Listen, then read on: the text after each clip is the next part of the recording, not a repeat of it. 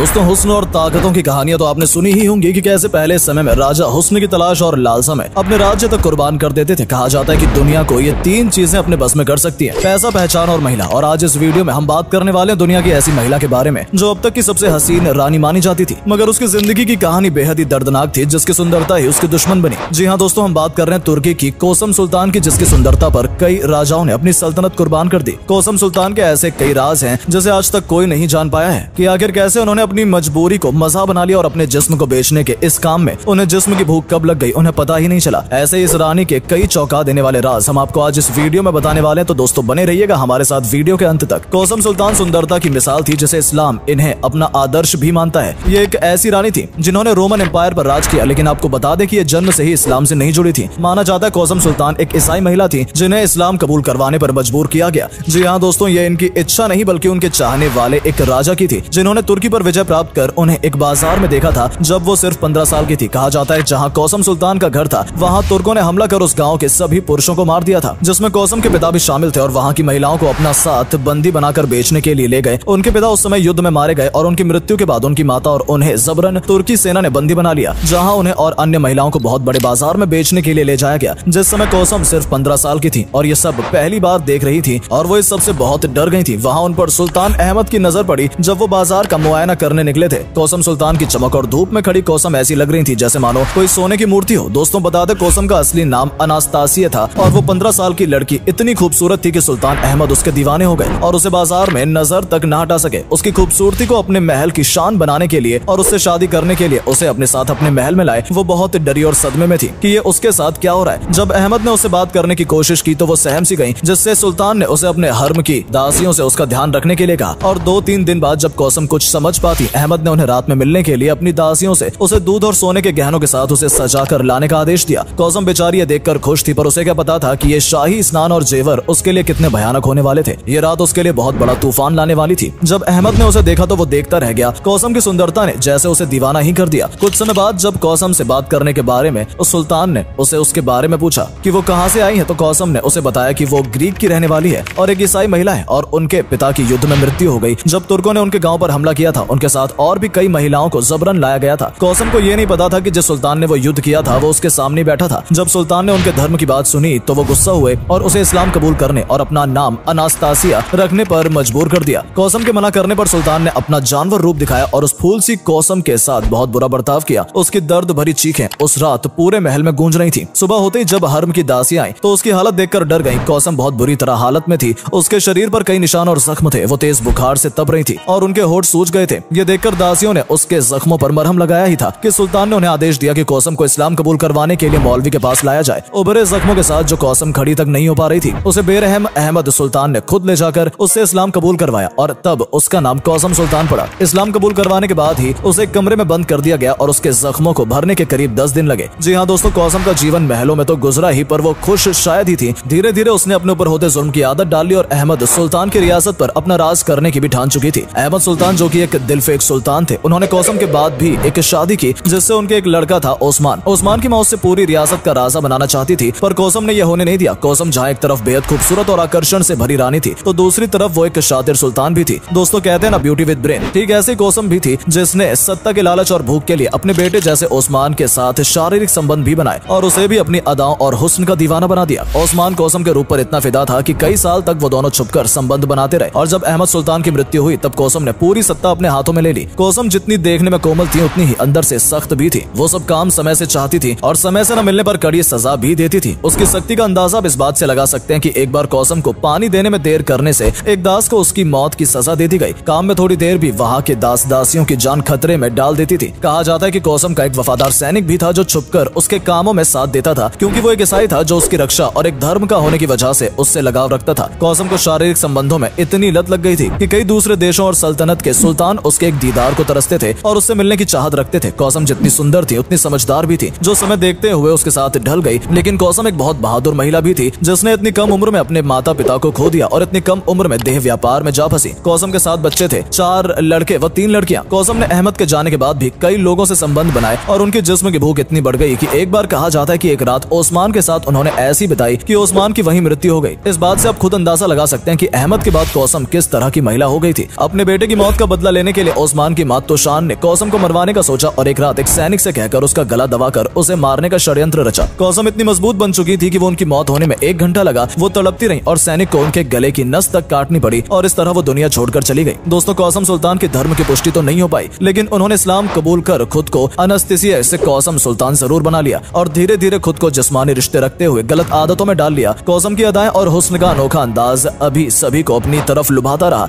और हर कोई उनकी बेइंतहा खूबसूरती को देखकर उनकी तरफ खिंचा चला आता रहा, जिसके बाद वो उससे फायदा उठाने लगी और इस तरह से मजबूरी में शुरू हुआ था सिलसिला, उससे अब उन्हें भी मजा आने लगा था और उनकी जिस्मानी चाहतों की भूख भी बढ़ गई थी। तो दोस्तों, ये थी कौसम सुल्तान की कहानी। कौसम सुल्तान की ये कहानी सुनकर आपको कैसा लगा और आपको क्या लगता है कि कौसम के साथ जो हुआ क्या वो सही था या नहीं, और उसके बाद जो उन्होंने किया क्या वो सही था? अपनी राय कमेंट सेक्शन में जरूर बताएं और जाते जाते प्लीज इस वीडियो को लाइक और शेयर करना ना भूलें। मिलते हैं आपसे हमारी अगली वीडियो में, तब तक के लिए धन्यवाद।